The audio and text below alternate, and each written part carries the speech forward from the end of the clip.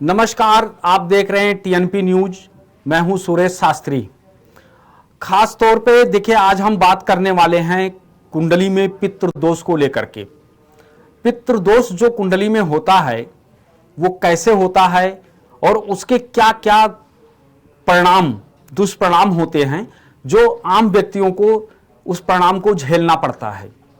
सबसे पहला नंबर दर्शकों, हम बताएं आपको कि कुंडली के अंदर यह देखा जाता है कि कुंडली के अंदर सूर्य, शनि, बृहस्पति, चंद्रमा, ये सब जो होते हैं जब भी पापी ग्रहों के अंडर में आ जाते हैं या पापी ग्रहों से दृष्टि संबंध हो जाता है या उनके साथ बैठते हैं तो कुंडली में चतुर्थेश, पंचमेश, द्वितेश, लग्नेश, ये ऐसे घर होते हैं कि यहां से पता किया जाता है कि व्यक्ति के जीवन में अगर श्राप मिला हुआ है तो किससे मिला हुआ है, क्या उनके पितृ से मिला हुआ है या सर्प से मिला हुआ है या किसी गुरु, साधु, संत के जरिए मिला हुआ है, और वो कुंडली बताती है हमको। इसके बाद में जब भी कुंडली में किसी के भी पितृदोष होगा तो वो जीवन में बहुत बड़ी तरक्की करते हैं और अचानक से उनका ग्रोथ रुक जाता है और फिर वो जो है बर्बाद हो जाते हैं, और यहां तक कि उस व्यापार को दोबारा खड़ा जब करना चाहते हैं तो उनका व्यापार खड़ा ही नहीं हो पाता और बहुत सारी दिक्कतों का सामना करना पड़ता है उनको। सबसे पहले नंबर दर्शकों, हम आपको बताएं कि जो हमारा पितृ होता है ये दो चीजों को देता है। सबसे पहला नंबर क्या होता है? संतति की उत्पत्ति, यानी संतान प्राप्ति का योग बनाते हैं जो पितृ लोग होते हैं, और संपत्ति को देने वाले, क्योंकि हमारे जो पितृ होते हैं वो हमारे लिए घर द्वार, मकान, बैंक बैलेंस इत्यादि बहुत सारी चीजें छोड़ करके हमारे लिए चले जाते हैं। और जब वो संतुष्ट नहीं होते, जब उनकी अकाल मृत्यु हो जाती है, हार्ट अटैक से हो जाती है, एक्सीडेंट में हो जाता है या अस्पताल में हो जाता है या कोरोना काल में बहुत सारे लोगों की मृत्यु हुई है तो उनको सद्गति नहीं मिलती है, तो उनकी आत्माएं भटकती रहती हैं और उनको हम कहते हैं पितृदोष। और वैसे भी अगर किसी झाड़ फूंक वाले के पास जाएंगे तो वो कहते हैं कि भूत और प्रेत। तो पितृदोष कुंडली में बन जाती है। और पितृदोष क्या होता है कि अधिक कन्या संततों की उत्पत्ति करवाने लग जाते हैं और पुत्र रत्न की प्राप्ति नहीं हो पाती है। तो इसलिए पहला तो यह होता है। और दूसरा क्या होता है उनकी कुंडली में, जिनकी कुंडली में पितृ होता है तो उनको क्या होता है कि शुरुआत, जैसा मैंने बताया, किसी भी काम को करते हैं बहुत बढ़िया शुरुआत होता है और अंतोगत्वा उनका जो काम करने का है, जब एक पीक पे पहुंच जाता है काम तो वहीं से ठप हो जाता है, बंद हो जाता है। तो यानी जो पैसा कमाए थे वो भी लग गया, और जो बहुत सारे कर्ज लेकर के भी व्यापार में लगाए थे वो भी सारा का सारा वहीं पड़ा रह गया।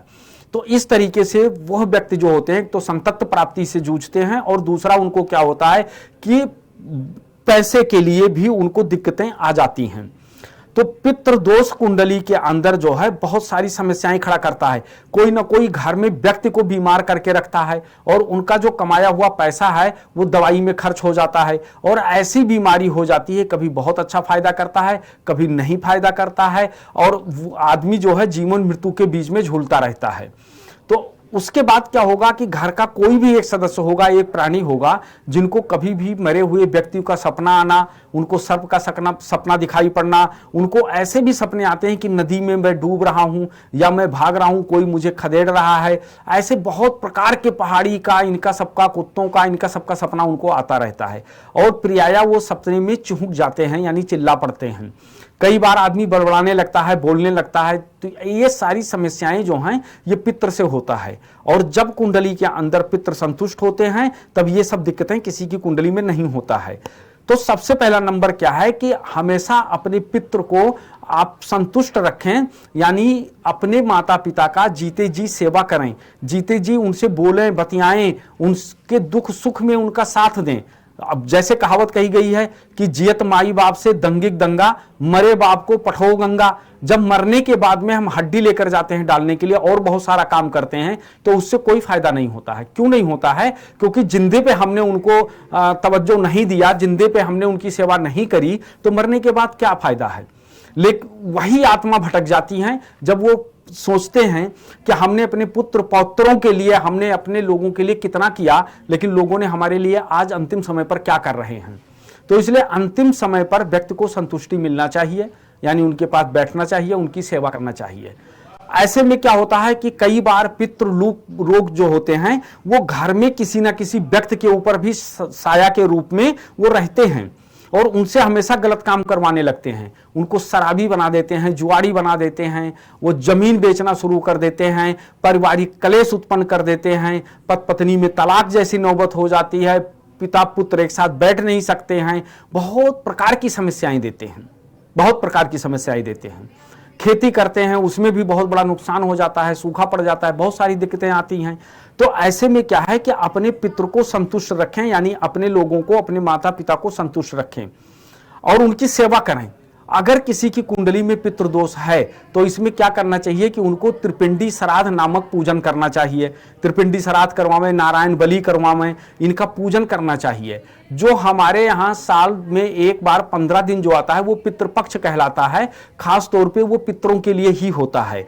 ऐसे में आपको पूर्ण ब्रह्मचर्य नियम का पालन करते हुए और अपने पितरों की सेवा करना चाहिए। बहुत सारे लोग कहते हैं ढोंग पाखंड और आडंबर है, ऐसा नहीं है। हमने ईश्वर को देखा नहीं, लेकिन फिर भी हमारी श्रद्धा और विश्वास ईश्वर के ऊपर है। हम ईश्वर का भोग लगाते हैं, हम ईश्वर को वस्त्र अर्पण करते हैं, हम ईश्वर को चंदन लगाते हैं, हम उनकी हर प्रकार की सेवा करते हैं। कैसे? एक विश्वास ही तो है, एक श्रद्धा ही तो है जो हमको इतना दूर तक ले जाता है। तो इस तरीके से अपने पितरों के ऊपर भी श्रद्धा विश्वास के साथ कार्य करना चाहिए। अगर आप श्रद्धा और विश्वास के साथ कोई भी कार्य करते हैं तो उसका फल आपको अवश्य मिलेगा। आपने मारवाड़ियों के घर पे देखे होंगे, वो बिना पितृ को भोग लगाए, बिना पितृ का पूजन किए हुए वो कोई भी ऐसा कार्य नहीं करते, यहां तक कि वो अपना अन्न का भी एक ग्रास अपने जो है गले से नीचे नहीं उतारते हैं। क्यों?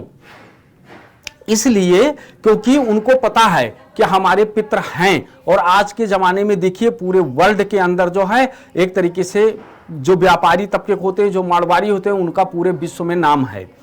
इसी तरीके से आप लोगों को अपने पितरों की सेवा करना चाहिए। अगर कोई भी व्यक्ति इस प्रकार से पितृदोष से ग्रसित हैं तो उनको क्या करना चाहिए कि गौमूत्र के अंदर जौ भिगो करके और उनको जो है बहते हुए जल में प्रवाहित करना चाहिए। इससे क्या होता है कि उनका जो है पितृ जो है वो संतुष्ट होता है, यानी जो पितृ से संबंधित दिक्कतें आती हैं वो धीरे धीरे करके दूर हो जाता है। कभी कभी अपने घर में गोमूत्र का जो है ले करके और उनके छींटे भी लगाना चाहिए, उनको पवित्र माना गया है। उसके बाद में वहां बैठ करके पितृदोष का निवारण करना चाहिए, यानी त्रिपिंडी श्राद्ध करना चाहिए। वैसे भी त्रिपिंडी श्राद्ध व्यक्ति को साल में एक बार जरूर करवाना चाहिए, क्योंकि जाने अनजाने में चींटी है, कोई जानवर है, कोई छोटा सा जीव है, हमारे पैरों के नीचे या हमारे गाड़ी के नीचे आकर के कुचल जाता है और वो मृत्यु को प्राप्त हो जाता है, तो उसके हम पाप के भागीदार बनते हैं। तो इसलिए क्या है कि जब हम त्रिपिंडी श्राद्ध कर देते हैं तो उसमें नाम गुमनाम करके जब हम पिंड देते हैं तो उसमें नाम का भी आ जाता है। नाना नानी, काका काकी, चाचा चाची, ताऊ ताऊ, इनके सबके नाम आते हैं। उसी तरीके से एक नाम और एक गुमनाम, यानी जिनका नाम ना हो उनके भी नाम का पिंड दिया जाता है। यहां तक त्रिपिंडी में अपने नौकर के खानदान का भी दिया जाता है। मतलब हर किसी को मतलब संतुष्ट किया जाता है, दिया जाता है। तो साल में एक बार त्रिपिंडी श्राद्ध हर व्यक्ति को करवाना चाहिए। उससे क्या होता है कि जो हमसे जाने अनजाने में गलती हुआ है उस गलती के लिए हे पितृदेवता हमको माफ करना, हमसे गलती हुई है। फिर क्या होता है कि उनको सदगति मिल जाती है और हमारा एक नया जीवन की शुरुआत हो जाती है। तो साल में एक बार जरूर करना चाहिए, त्रिपिंडी श्राद्ध करना चाहिए। उसके बाद में जब भी पितृ आए तो पूर्ण ब्रह्मचर्य नियम का पालन करना चाहिए और जमीन पर सोना चाहिए। और व्यक्ति को जो है पंचकेश जो होते हैं इनका मुंडन करना चाहिए। मुंडन करवाने के बाद में फिर पूर्ण श्रद्धा और विश्वास के साथ हमको जो है श्राद्ध करना चाहिए, यानी श्राद्ध पक्ष जो है वो हमको 15 दिन तक पूरा अच्छी तरीके से जो है नियम का पालन करना चाहिए। इसके बाद में क्या होता है कि नारायण बलि होता है। त्रिपिंडी श्राद्ध, नारायण बलि नामक पूजन करवाना चाहिए। पितृ सूक्त, श्री सूक्त, इनमें इनकी सबके पाठ होते हैं। पाठ होने के बाद इसमें कुछ मंत्रों के भी जाप होते हैं, बड़ी विधि विधान से होता है। बहुत सारे लोग हमारे पास आते हैं, कहते हैं मैंने अमुक जगह करवा दिया था, फला जगह करवा दिया था, लेकिन उससे फायदा नहीं हुआ। देखिए सबसे पहला नंबर क्या है, इसकी एक प्रक्रिया है। 1 हफ्ता पहले इनका पूजन शुरू होता है और इनका पाठ होता है, मंत्रों का जाप होता है। इसके बाद में जब वो अमावस्या यानी 3 तिथि ऐसा होता है महीने में जब हम त्रिपिंडी और नारायण बलि कर सकते हैं, उस समय पर हम जाकर के त्रिपिंडी और नारायण बलि अगर हम करते हैं तो उससे क्या होगा, जो हमारे पितृ असंतुष्ट हैं वो संतुष्ट हो जाएंगे और हमको जो अशुभ फल प्रदान कर रहे थे वो हमको शुभ फल देना शुरू कर देंगे। क्योंकि देखिए संतों की मतलब यानी संतान की उत्पत्ति और कन्या की उत्पत्ति, वैसे शास्त्रों में हमारे वर्णन है कि एक कन्या 10 संतान के बराबर होती है, क्योंकि संसार में पुत्र दान कभी कोई नहीं करता, लेकिन कन्या दान की जाती है। इसलिए एक कन्या 10 पुत्रों के बराबर होती है। लेकिन कुछ चीजें ऐसे हैं जो हमारे सनातन धर्म में महिलाओं को नहीं दिया गया है। खास तौर पे पिंड देना, त्रिपिंडी करना, मुखाग्नि देना, ये सब नहीं हमारे शास्त्रों में वर्जित है। इसलिए व्यक्ति चाहता है कि हमारे घर में एक पुत्र हो, हमारी संतति आगे चलती रहे, हमारा नाम होता रहे, क्योंकि हमारा एक गोत्र होता है। गोत्र जो हमारा होता है वो किसी न किसी ऋषि का होता है, गोत्र होता है। जब हमारी संतति समाप्त हो जाती है तो एक तरीके से जो हमारा वो खानदान था उसका गोत्र खत्म हो गया। तो इस तरीके से संतति को आगे बढ़ाते जाना चाहिए, क्योंकि महिला का कोई गोत्र नहीं होता, स्त्री का कोई गोत्र नहीं होता। स्त्री जिसके साथ जाती है, जो दान का वस्तु ले जाता है, उनका गोत्र लग जाता है उनके साथ, उनके यहाँ संतति प्राप्ति का कार्य होता है। तो इस तरीके से अगर देखा जाए तो यहां पर जो है संतति प्राप्ति हर व्यक्ति के लिए अनिवार्य है। जैसे कहते हैं पितृ ऋण, कुंडली में देखा जाता है कि क्या तुम्हारे ऊपर कोई पितृ ऋण है, क्या तुम्हारे ऊपर कोई गुरु ऋण है, क्या तुम्हारे ऊपर कोई सर्प ऋण है। ये ऋण की पता चलता है, इन्हीं को आगे चल करके पितृदोष में तब्दील किया जाता है, बदला जाता है, और इन्हीं को कहते हैं पितृदोष। तो जब भी कुंडली में ये चीजें होगा तो अचानक आपके जीवन में बड़ा उथल पुथल मचा रहेगा, पारिवारिक कलेश बहुत ज्यादा होता है। तो हमेशा इनको जो है शांत रखना चाहिए, शांत करते रहना चाहिए, और प्रतिदिन अपने पितरों को स्मरण करके ध्यान करना चाहिए। और उसके बाद ओम नमो भगवते वासुदेवाय मंत्र का जाप करना चाहिए, या ओम पितृदेवताभ्यो नमः स्वधा मंत्र का जो है जाप करो। और जाप करने के बाद में अपने पितरों को प्रणाम करो। प्रणाम करने के बाद में जहां भी हो हमको अपना आशीर्वाद प्रदान करें। जैसे क्या होता है माता पिता का आशीर्वाद, तो उसी तरीके से क्या होता है कि हम जो है मृत माता पिता के भी पितृ स्वरूप में जो है मैं उनका आशीर्वाद ले सकता हूं। तो जब भी इस तरीके की कोई दिक्कत आती है दोस्तों, दर्शकों, तो आपको ये जरूर देखना है कि कहीं आपके कुंडली में पितृदोष तो नहीं है। और अगर पितृदोष है तो इसके कारण ये समस्या आपको झेलना ही झेलना पड़ेगा।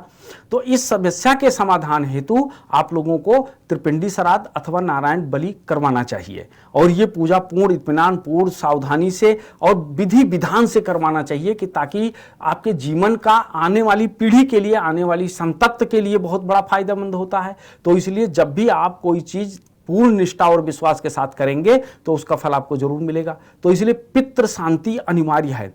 इसमें बहुत सारे ऐसे हैं, हमने देखा कुंडली, हमारे पास हजारों लोगों की कुंडली आती हैं कि लड़की की शादी हुई, लाखों रुपए दहेज दिया, बहुत बढ़िया शादी किया, लेकिन अंतोगत्वा क्या हुआ, 1 साल के बाद रिश्ते टूट गए, कलेश हुआ, नहीं हो पा रहा है, संतति नहीं पैदा हो पा रहा है, बहुत सारी चीजें आती हैं। बाद में जब पता चलता है कि ये तो पितृदोष का मामला है। पितृदोष शांत होने के बाद उनको, बहुत सारे ऐसे लोग हैं, हम आपको ऐसी बहुत सारे उदाहरण दे सकते हैं, बहुत सारे ऐसे कहानियां बता सकते हैं कि जिन लोगों को संतति प्राप्ति के लिए डॉक्टर ने मना कर दिया था और उन्होंने पितृदोष की शांति करवाई, त्रिपिंडी श्राद्ध करवाया, और उसके बाद आज उनको पुत्र पैदा हुआ, पुत्र रत्न की उनको प्राप्ति हुई।